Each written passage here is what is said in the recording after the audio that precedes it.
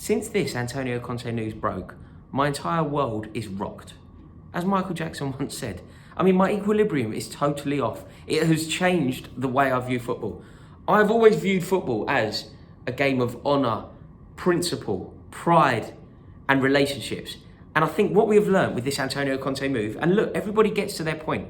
Some people got there sooner than me. But what this Antonio Conte move has taught me is the Rafael Benitez suggestion that football is a lie. Have you heard Rafael Benitez talk about that? Benitez basically says that football is a lie. There is no such thing as rivalry. There's no such thing as principle. There's no such thing as anything. It is a business. And when I heard that, I thought that's awful. That's not a game that I recognise. That's not a game that I empathise with. And more importantly, it's not a game that I will accept exists. Football is so much more than that. Football is the lifeblood, the bedrock of society. I honestly did feel like that. But then these sorts of moves, the lack of honour linked to these sorts of things and the lack of respect, it's really hit me. And I think this one has hit me so much. And the reason why the Antonio Conte decision is the one that has affected me to this degree is because I loved him so much. Antonio Conte, for me, was the oracle. He was the answer. I think that the season where I followed his team up and down the country, taking us from 10th to top, was the best season I've ever had following Chelsea. I've never known anything like it. I mean, look, when I was a kid, there was some things that happened. Chelsea signing Ruud Gullit was up there. Definitely. You know, I remember being on the Fulham Road, people wearing Ruud Gullit wigs and things like that, and it was special. But the moments in that Antonio Conte season were amazing. And then the following season, the win at the Wanda and whatever else, I just adored him. I thought that he was so brilliant. And I think that with the Antonio Conte Chelsea team, I can't really think of another example where the brilliance is so obviously the manager. It was so obviously the manager. I remember being at Palace. We beat Palace at Selhurst Park. 1-0, Costa scored. It was pouring rain. And I remember him coming onto the pitch at the end of the game and doing a sort of little dance. I was just like, I love that man. He is a king. Firstly, he's a genius, but I just loved everything about him. I loved the way that he adopted Chelsea and ingratiated himself into the culture of Chelsea. Loved the fans, learnt the history, and as Rafael Benitez said, it was all a lie. I think part of the other reason that I now have antipathy towards him is because he is going to succeed at Tottenham. He is going to succeed. This is the moment that Tottenham fans have been waiting for. I truly believe that, and it hurts me to say it. I think that the years of shoddy appointments, you know, the wonderful ones, the ones that we've all enjoyed, from George Graham to Christian Gross to Jerry Francis to Glenn Hoddle, you know, the list goes on. My personal favourite, by the way, got to give an honourable mention, of course, the one and only great Tim Sherwood.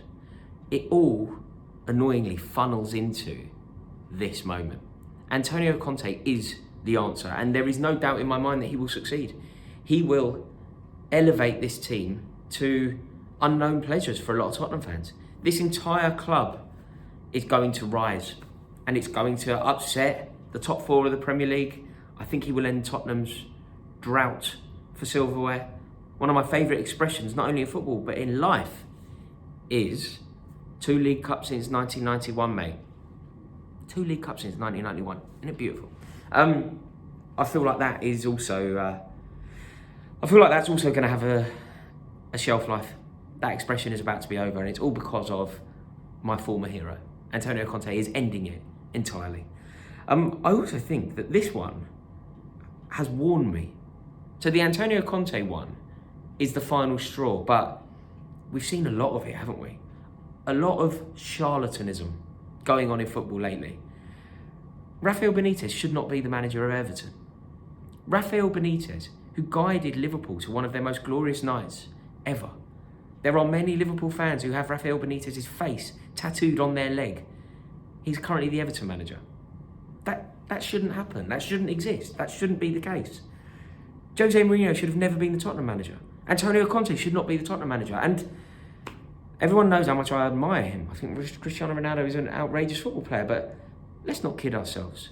Even the most ardent, Makola-esque of Manchester United fans must concede. Cristiano Ronaldo was going to go to Man City. And these things combine to teach me that it's not what I believe it to be. I feel like I'm sort of having an existential crisis live on camera. Football isn't what we believe it to be. Think about Steve Bruce as a man. Steve Bruce has been a football man. That is something that we have to completely agree on. Steve Bruce has been entrenched in the game for the best part of 50 years. He is football. He is the very essence of English football. He is a man who has managed Sunderland and Newcastle. And when he got the Sunderland job, he said to the Sunderland fans, I don't want to manage Newcastle. When he got the Newcastle job, he rained on his time spent at Newcastle. He will say anything. He will say anything. Very pragmatic. Shame he wasn't like that as a manager. He might still be in a job. You've also got to remember that Steve Bruce, the man who is the fibre of football, he managed Sunderland and Newcastle. He managed Villa and Birmingham, huge rivals that should never cross paths. And there is no shared experience between Villa and Newcastle, Villa and Birmingham. That shouldn't have happened. Steve Bruce managed Sheffield Wednesday and Sheffield United. Where is his principle? Where is his honour? And I think that Steve Bruce is now a microcosm of British football. This is what it is. This is the game today. And it upsets me. I think it upsets me as well because the two people that have crossed... Look, there's this... Conte, Mourinho, they follow on in a long list of footballers. From Gordon Jury to Gustavo Iscariot. Gustavo Poyet, some call him. This is just another, it's the culmination of that. But the difference is, Jose Mourinho was in Chelsea folklore. Jose Mourinho was on course to have a statue built of him at Stamford Bridge. But he didn't care, he just wanted to go and manage Tottenham. Antonio Conte was somebody who I truly believed because of the way that he approached the game, because of the way he conducted himself. I thought he was a man of principle, a man of honour. And yet, this is the end result. And it hurts me. But I basically have to get on board with a new normal, don't I? This is now football. This is what it is. In my head, it's full of people like Damien Duff, who went to play for Newcastle to avoid playing for Tottenham because of his links to Chelsea. And I choose to believe that Bukayo Saka would never, ever play for Tottenham. Mason Greenwood, Marcus Rashford would never play for Man City. Or would they? And am I just mad? Maybe the world has moved on and I am, what they call me? Boomer. Maybe that's me. Anyway, thank you so much for watching this video. Thank you for helping me explore this topic and almost exercise the demons. Because as you can probably tell, I am in the midst of a crisis. I appreciate you watching this video. I appreciate your time. If you've enjoyed it, please do me the honour, give it a like, click subscribe. The community that we're building on this channel really does mean the world to me.